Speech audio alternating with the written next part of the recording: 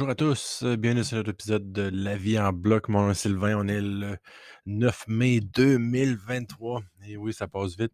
Ce qu'on va en tout cas, ce qui s'est passé cette semaine, je ne sais pas si vous avez suivi, là, il y a gros problème avec la chaîne, BTC.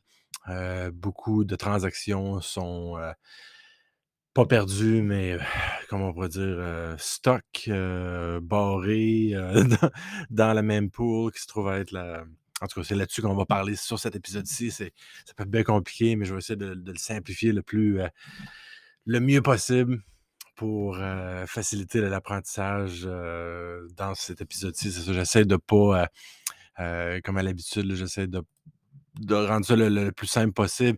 Donc, c'est ça que je vais m'efforcer de faire encore une fois. J'ai préparé une petite présentation, donc on va parler de la mempool, puis des effets que ça a sur les frais BTC, puis l'impact un peu que ça peut avoir là, au niveau de la crypto en général, Bitcoin ou peu importe comment vous voulez l'appeler. Fait que, avant de commencer, ça, ce que vous voyez en arrière de moi, c'est la chaîne. J'avais commencé au départ avec Zone Crypto ici. Et puis, là, j'ai changé ça en la vie en bloc. Alors allez, écouter les différentes vidéos, allez partager avec vos amis, votre famille, peu importe. J'essaie de simplifier le plus possible là, pour les francophones au niveau de la crypto, ceux qui veulent débuter. Alors, n'hésitez pas à partager puis à me contacter, là. Toutes mes infos sont dans les descriptions de chacun des vidéos. Fait que, ça serait super apprécié. Donc, ce qu'on va faire, on va aller vers une petite présentation comme ceci. J'utilise Canva, là, c'est très utile. Il y a une version gratuite aussi que vous pouvez essayer si ça vous tente. Alors, je vais vous présenter ça à l'instant. Alors, ce qu'on peut voir, la mempool, c'est quoi? Fait qu'on entend parler présentement là, que les frais BTC sont super hauts. Vous avez peut-être entendu parler de la mempool, des nodes, en tout cas, que c'est compliqué. Fait que moi, j'essaie de rendre ça là, le plus simplement possible. Comme vous voyez déjà, en arrière de moi, la mempool, ben, c'est comme une file d'attente, ni plus ni moins. Là. Comme vous voyez des gens qui attendent pour quelque chose, qui se trouve à être dans ce cas-ci du minage là, pour avoir sa transaction qui soit processée qui soit analysée par les mineurs sur la chaîne. Alors, essentiellement, c'est ça en gros. Avant qu'on discute de la même pool en tant que tel, on va y aller avec qu'est-ce qu'une node? Parce qu'on parle souvent de ça là, dans BTC, puis c'est un gros point là, de leur côté que beaucoup de personnes différentes en aient.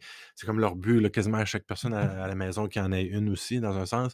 Fait que dans le contexte de BTC, un nœud, donc une node, désigne chaque ordinateur exécutant le client Bitcoin et qui se trouve à garder un, ni plus ni moins une copie de la chaîne. Là. Fait que dans le fond, imaginez ça avec tout le monde dans le voisinage qui aurait toute la chaîne Bitcoin sur son ordinateur. Alors, tout le monde la garde. Fait que tout le monde peut soit vérifier, soit l'utiliser ou autre. Là. Alors, c'est un peu ça que c'est.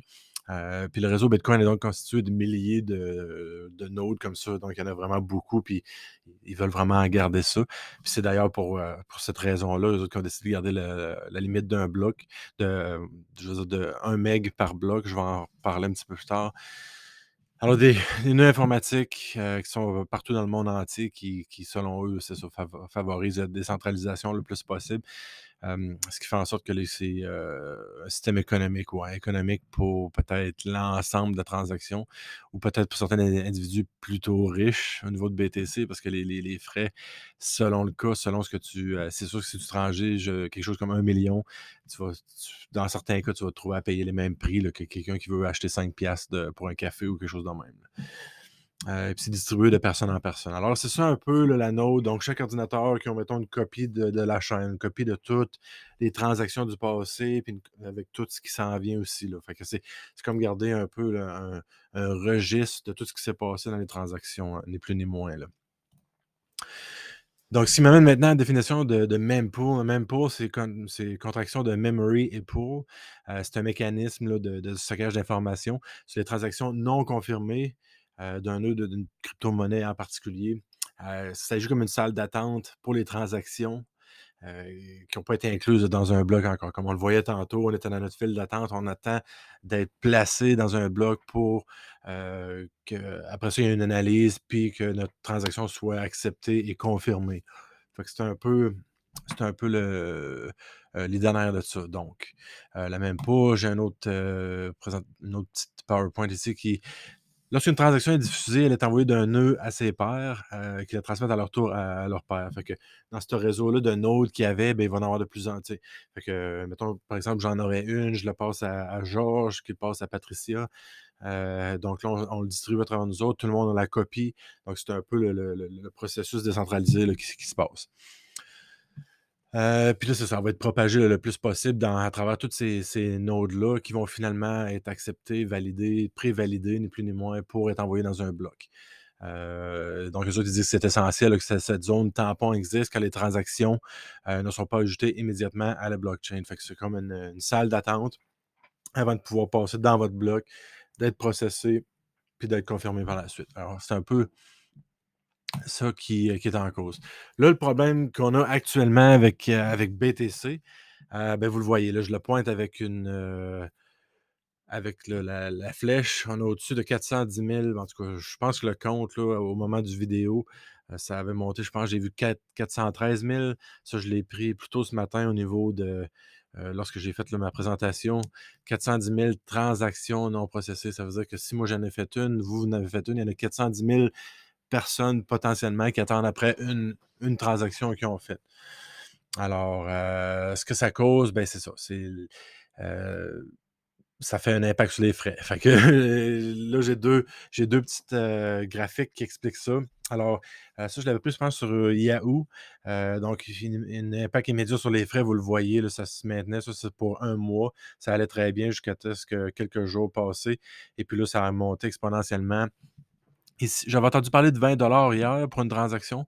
Là, ça marque 30. Alors, c'est pas, je ne sais pas exactement jusqu'où ça a monté, mais bref, c'est une augmentation très, très marquée comparativement à ce qui s'était, à ce qu'on avait, tu sais, tout récemment, là. J'ai un autre, aussi qui confirme la même chose. Alors ici, on voit un petit peu plus que c'est à partir de peut-être le 1er mai que ça a commencé à monter un petit peu et puis là, tout dernièrement là, il se passe plein de choses là, avec les Binance, il y a eu beaucoup de monde qui ont voulu sortir leur argent, puis en tout cas, il y a plein de les ordinals, les nouveaux, jetons qui sont sur la chaîne, BTC. Alors, il y a plein de choses qui se passent présentement, là, puis qui n'est pas d'ailleurs beaucoup parlé. Là, on semble oublier un peu le problème, là, si on peut dire. Je vais en reparler dans quelques slides. Puis si vous voyez ici, là, j'avais mis le Bitcoin SV en particulier. On voit, c'est pas d'être en rouge, on la voit même pas parce que les frais sont tellement bas qu'on les voit même pas sur ce graphe-ci. Là. C'est juste pour vous montrer un peu les différences qu'il peut y avoir avec d'autres chaînes. Alors, ce qui arrive, ça, c'est une image de bloc que j'ai pris là, sur Mempo. Je l'avais auparavant sur la précédente, je crois. Je l'avais pris la même qu'ici. Mempo.space. Alors, vous pouvez aller voir là-dessus. Vous avez plein de statistiques là, si vous voulez aller voir par vous-même. Ici, puis l'autre ici, je l'avais pris sur bitinfocharts.com. Alors, vous avez l'adresse ici. Donc c'est ça, vous voyez les blocs, j'ai pas trouvé là exactement, parce que là je vois tout le temps, j'avais tout le temps en tête, moi c'était 1 meg là, la limite pour BTC, mais là je vois beaucoup là de 1,5. Fait que quelque chose me dit que c'est peut-être proche de 2 là finalement, ou c'est peut-être pas, ou il y a peut-être une partie flexible. Ça je me rappelle pas exactement là, pour ça, là, je sais que, par exemple, BCH, me semble que c'est 32 ou ça allait être 32 megs bientôt, puis BSV, c'est plutôt illimité, c'est plus les mineurs qui vont setter une limite sur les transactions. Mais, par exemple, là, on est en 1 et 2 megs, ce qui limite beaucoup le nombre de transactions. Vous le voyez, on tourne alentour de 4000 transactions. Donc, vous faites faire le calcul avec 430 000 transactions qui restent. On parle de 199 blocs, à peu près 10 minutes chaque. Les blocs aussi, donc on parle de très longs processus avant de pouvoir clairer toute cette pool-là, cette piscine de transactions, si on peut dire. Alors, c'est ça le gros problème en fait, puis le gros impact, c'est vraiment au niveau des transactions. Puis là, on pense à vouloir grandir la chaîne, aussi, ce qui amène d'autres difficultés. On parle aussi de Lightning Network, vous avez peut-être entendu parler de ça. Il reste que quand même, pour établir des channels puis en sortir, il faut quand même avoir les transactions qui sont sur la chaîne pour l'entrée et la sortie là, si je ne me trompe pas. Oui, mais je pense qu'ils ont des difficultés aussi à ce niveau-là parce qu'il faut quand même que ce soit confirmé. Sur le Lightning Network, peut-être que ça fonctionne mieux là, quand tu es rendu dessus, mais il reste le problème qu'il y a quand même des relations avec la chaîne principale aussi, puis que ça cause d'autres problèmes. Donc, les blocs sont certainement à blâmer là-dessus. Et puis, ben, comment on peut dire, les maximalistes BTC, eux autres vont mentionner que c'est toutes les NFT, Ordinals, les Ordi, toutes les frogs, les grenouilles qui ont mis les pépés, puis tout ça sur la chaîne, qui est en cause pour ça. Alors, c'est différentes idéologies, là, en particulier, là, qui ont un petit peu un clash là, pour l'instant. Là. Alors, c'est ça, avant de passer au rappel final, c'est ça, je voulais juste mettre en situation que beaucoup de transactions, très peu d'espace disponible, les frais montent, et puis c'est difficile pour tout le monde de l'utiliser. Ça montre encore une fois que puis là, les arguments de ben, c'est inutile, c'est pas pratique, on va rester avec Visa, qui ressortent. Donc, c'est un peu là, la dynamique qui se passe là. Si je voulais l'expliquer un peu pour les débutants, savoir un peu comment que ça se passe à travers ça. Alors, vous avez un bloc, mais il ne peut pas rentrer, donc vous faites une transaction, vous attendez, puis vous attendez jusqu'à temps que peut-être que ça va passer. Vous allez payer plus cher aussi pour cette transaction-là. Euh, alors, c'est ça, c'est toutes des choses qui sont en compte. Alors, je voulais parler un petit peu de ça au niveau de cette présentation aussi. Un rappel, Coinbase, Binance, les autres échanges ne sont pas des portefeuilles. Question, vous savez où me trouver encore une fois, info commercial sylvain.cloutier.com. Une autre chose que je voulais parler aussi, je vais sortir la présentation, je vais faire un survol rapide là, des différentes sites. Ben, c'est ça. Fait que je vais retourner sur mempo.space qui se trouve à être, dans le fond, ce que je vous ai montré tantôt. Alors, on se trouve à 396 000 maintenant. Alors, ça a baissé un petit peu comparativement à ce que je vous ai parlé tout récemment. On a encore beaucoup de blocs là, à éclairer encore. Même chose ici. Je n'ai pas d'autres updates au niveau de cette page-ci. Alors, c'est tous des sites que vous pouvez visiter là, de votre côté. bitinfocharts.com. Coin.dance aussi, c'en est un autre. Puis ça, c'est un beau site aussi que je voulais montrer, qui est le fun à utiliser parce qu'il est très interactif puis facile, dans le fond, à saisir. Alors, vous voyez, par exemple, ça ici, cet autobus-là qui a un bloc. Vous voyez son trailer en arrière. En fait, ce qui était ici, c'est le Segwit. Vous avez peut-être entendu parler de Segwit. Ce qui fait en sorte que c'est une fork un peu qu'ils ont fait de Bitcoin qui fait en sorte que les données de transaction apparaissent dans l'autobus. Et puis toutes les signatures de porte-monnaie et tout vont apparaître dans ceci. Donc, c'est comme de séparer un peu pour libérer de l'espace pour le bloc, là. C'était ni plus ni moins l'idée. Alors, ça l'explique ici. Soft fork sur le Bitcoin Network. Segwit sépare les signatures, le data de signature des transactions c'est ça, pour augmenter le nombre de données transactionnelles qu'il peut avoir sur un bloc. Alors, c'est sûr que c'est une limitation, mais on voit qu'il y a vraiment beaucoup. Il y a une low fee line, donc selon ce que vous avez payé en sats, puis là, vous voyez que la liste, la file est longue. Median price. Ethereum est quand même assez cher présentement aussi. 7 $ sur Bitcoin, mais selon les services que vous utilisez, ça peut varier. Alors, ça a monté, mais c'est quand même assez cher là, puis le monde a comme arrêté un peu de faire des transactions aussi. Tu as l'effet, si tout le monde y allait à fond, je pense qu'on aurait beaucoup de difficultés là, à ce niveau-là. Alors, site très intéressant à aller voir. Transaction, ben, je sais pas si je l'avais mentionné, là, TX. C'est ça, txstreet.com. Vous allez apparaître sur Launch comme ça.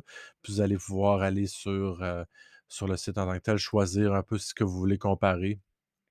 Mettons, vous voulez comparer Bitcoin Cash avec Ethereum. Vous voyez que beaucoup moins de transactions au niveau de Bitcoin Cash à ce niveau-là. Là. Donc, vous pouvez visualiser d'un à l'autre. Et puis, ce qui m'amène à mon dernier point, alors j'essaie de faire un peu de recherche, là, tu sais, il y a beaucoup de choses qui passent sur Twitter, sur BTC, puis je pense qu'on peut être quand même critique là, de BTC, puis de ce qu'ils ont fait là, depuis un bout. Et puis des fois, on parle de médias mainstream, si on peut dire, dans la crypto, qui ne semblent pas passer beaucoup de temps à démontrer le problème actuel qu'on a dans BTC. Il y a beaucoup de problèmes. Il y avait eu Binance aussi qui avait barré les transactions, les retraits pour aider donc c'est un peu n'importe quoi, là. Puis c'est pas vraiment expliqué comme faut, sur les sites non plus. Il y a pas de couverture beaucoup, tu sais, c'est comme un problème majeur présentement. Je pense que les seules uniques fois qu'on a vu, là, autant de transactions de du même pot, c'est lorsqu'il y a vraiment eu des tops et des bottoms de marché, là. Alors c'est vraiment un peu, du n'importe quoi qui s'est pas couvert actuellement. J'étais allé sur CoinDesk, tu sais, je veux dire, il y a peut-être eu des articles qui sont passés dans les 2 derniers jours, mais moi je les ai j'avais peut-être pas regardé, mais tu sais, ça devrait être, front page, si on peut dire. Même chose sur Cointelegraph, ils parlent de «How low can the Bitcoin price go?» Tu sais, ils parlent juste de prix, puis ils parlent des autres FTX, des autres problèmes ailleurs, sauf le problème actuel puis finalement, au final, le fait que BTC ne performe pas bien aussi, a fait en sorte que tout le marché a de la difficulté, là, en gros, là, le seul, là, qui a monté, je pense, aujourd'hui, c'était Bitcoin SV avec 30. Sinon, là, il y a pas eu beaucoup de progrès, à ce niveau-là. Alors, je vais reprendre cette page-ci.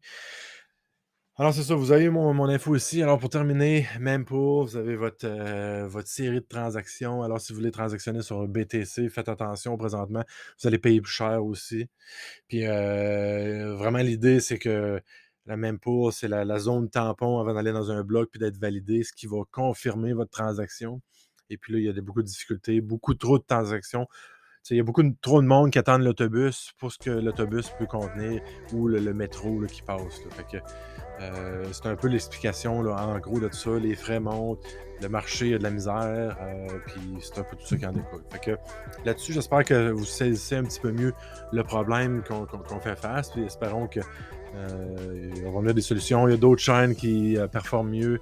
Moi, je sais que j'aime beaucoup Bitcoin SV, même si plusieurs détestent ardemment, mais en tout cas, je continue à soutenir, je continue à penser qu'il y a des bonnes choses qui s'en viennent là-dessus.